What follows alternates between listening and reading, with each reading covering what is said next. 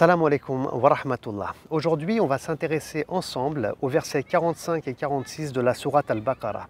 Dieu dit « Cherchez du réconfort dans la patience et la salate. Sans doute, la salate est une lourde tâche, mais pas pour les humbles, qui savent qu'ils sont appelés à rencontrer leur Seigneur et que leur retour vers lui est inéluctable. » Et donc, si on veut vivre paisiblement dans ce réconfort que chaque être humain cherche dans ce bas monde, alors il va falloir s'accrocher à deux choses. Tout d'abord, la patience et ensuite la salate.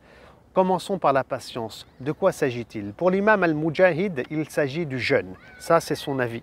C'est-à-dire que le musulman, quand il fait la salate, la prière, et en plus de ça, s'il jeûne, s'il s'accroche à ces deux piliers parmi les 5 piliers de l'islam, alors il va être touché par la grâce, par le réconfort, et il va pouvoir vivre paisiblement dans cette dunya, dans ce bas monde. Mais pour d'autres, as-sabr ici consiste à s'écarter du haram, à s'écarter des péchés, car il existe 3 types de patience. Et un des types de patience est celle devant les péchés. Effectivement, car on peut être tenté à faire le mal, à glisser, à faire un acte illicite. Et donc, il faut s'armer de patience pour ne pas goûter à ces plaisirs qui sont haram et qui ont été jugés haram par Allah subhanahu wa ta'ala. On ouvre une parenthèse, ça c'est un type de patience. Quels sont les 2 autres types de patience? Eh bien, on a aussi la patience dans l'obéissance. Car quand on fait la salate, car quand on jeûne, car quand on fait le hajj, etc., eh ben, on doit être patient. Se lever le matin, ce n'est pas quelque chose de simple. Jeûner le mois du Ramadan, c'est aussi quelque chose qui demande énormément de patience. Pareil lorsqu'on veut faire le pèlerinage et qu'on est mélangé à des millions de pèlerins.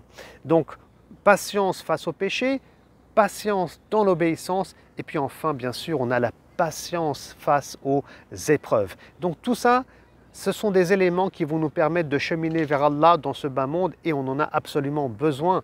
Et oui, on cherche le réconfort, on cherche le bonheur. Le bonheur, il est à travers la patience, d'autant plus que Allah, il est avec ceux qui patientent. Qu'est-ce qu'on veut de plus? Inna Allaha ma'as sabirin. Et puis ensuite, on a la notion de salat, la prière. Naam. Ici, il y a un sage qui disait « Celui qui veut parler à Allah subhanahu wa ta'ala alors qu'il fasse la prière. » Car il peut lui parler à cœur ouvert lorsqu'il est prosterné devant Allah subhanahu wa ta'ala, ou il peut lui parler aussi après la salat à travers des supplications et des invocations. Et celui qui veut que Allah subhanahu wa ta'ala vienne à lui parler, alors il lise le Coran, qu'il lise le Coran.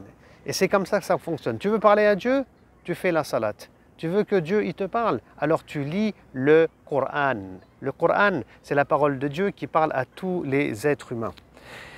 Et j'insiste sur un point, il est important de travailler la qualité de la salat et non pas seulement la forme, car c'est la qualité qui est visée, la concentration, al-khushu', la présence du cœur, afin qu'on puisse goûter aux fruits de la salat dont Allah parle dans la sourate L'Araignée, verset 45, lorsqu'il dit « Récite ce qui t'est révélé du livre et accomplis la prière. En vérité, la prière préserve de la turpitude et du blâmable. » Je rappelle ici que le prophète sallallahu alayhi wa sallam, la veille de la bataille de Badr, il va la passer en priant toute la nuit, car il va demander l'aide d'Allah subhanahu wa ta'ala. Et si on veut l'aide d'Allah, effectivement, il faut patienter et il faut aussi prier. Et le prophète sallallahu alayhi wa sallam va le supplier et Allah lui accordera une victoire éclatante. Et enfin, pour terminer, la prière de nuit, c'est la meilleure des prières surérogatoires. Et c'est pour ça d'ailleurs que les musulmans, avant même que les 5 prières quotidiennes soient prescrites, ils priaient une partie importante de la nuit et c'était même une obligation religieuse pour le prophète Mohammed sallallahu alayhi wa sallam. Fasta'inu bis sabri was salat, incha'Allah. Je vous souhaite une bonne continuation dans votre jeûne du mois du Ramadan et à très bientôt. Salam alaikum wa rahmatullahi wa barakatuh.